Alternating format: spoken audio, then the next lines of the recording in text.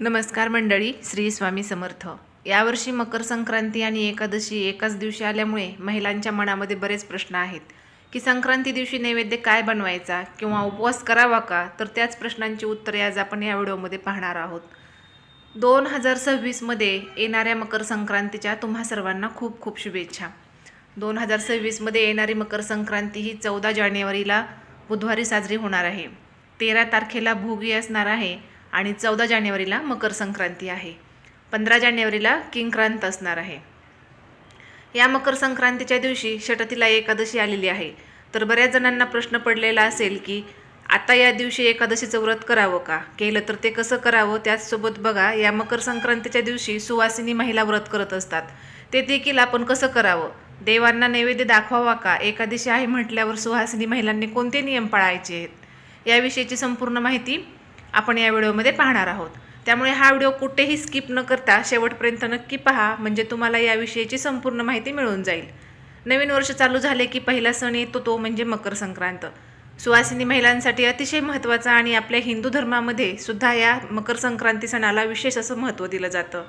मकर संक्रांतीच्या सणापासून हळदी कुंकूचे कार्यक्रम चालू होतात, ते रथसप्तमीपर्यंत चालत असतात। यावर्षी संक्रांत पिवळ्या रंगावर आलेली आहे, त्यामुळे आपण पिवळ्या रंगाची वस्त्र जी आहेत तर ती आपण चुकूनही या मकर संक्रांतीच्या दिवशी घालायची नाहीत।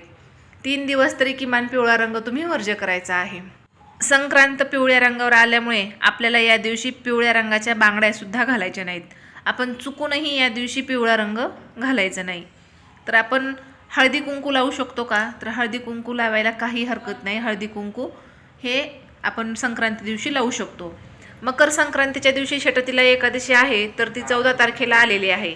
मकर संक्रांतीच्या दिवशी प्रत्येक सुवासिनी नेहमी आपल्या पतीला दीर्घ आयुष्य लाभावं यासाठी व्रत करत असतात। मकर संक्रांतीच्या सणाला सुगडं पूजन केलं जातं। भोगीच्या दिवशी खेंगट आणि बाजरीच्या भाकरीचा नैवेद्य देवांना अर्पण करत असतो।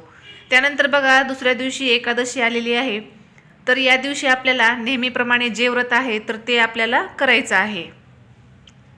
म्हणजे आपण एकादशी प्रत्येक वेळेस जशी करतो त्याप्रमाणेच करायची आहे। मकर संक्रांत आणि एकादशी एकाच दिवशी आल्यामुळे आपल्याला देवाला सुगड पूजा म्हणजेच खण पूजा यांना तिळगुळ लाडू हाच नैवेद्य दाखवायचा आहे। पुरणपोळीचा स्वयंपाक चालत नाही, त्यामुळे देवाला खणाला तिळगुळ लाडू हाच नैवेद्य दाखवावा।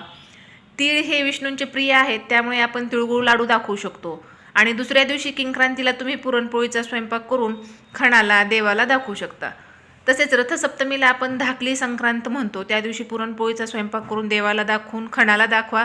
अशा पद्धतीने आपल्याला एकादशी दिवशी एकादशीचेच व्रत करायचे आहे आणि नैवेद्यामध्ये तिळगुळ लाडू हाच नैवेद्य दाखवायचा आहे। शास्त्रात स्पष्ट सांगितलेले आहे की एकादशी आणि मकर संक्रांती आलेली असल्यामुळे या दिवशी तिळगुळ हाच नैवेद्य दाखवायचा आहे।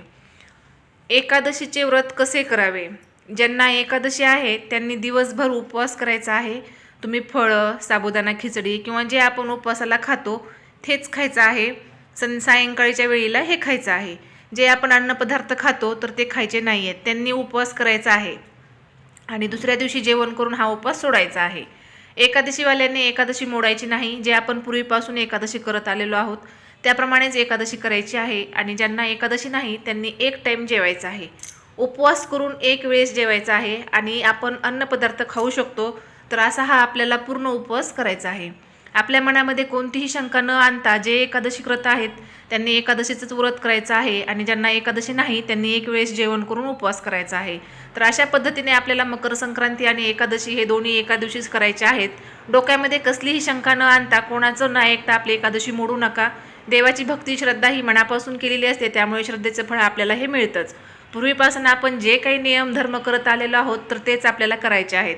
व्हिडिओ आवडला असेल तर व्हिडिओला लाईक, शेअर, सबस्क्राईब करा। सर्वांनी व्हिडिओ पाहिल्याबद्दल अगदी मनापासून तुमचे धन्यवाद। भेटूया अशाच नवीन व्हिडिओमध्ये। श्री स्वामी समर्थ।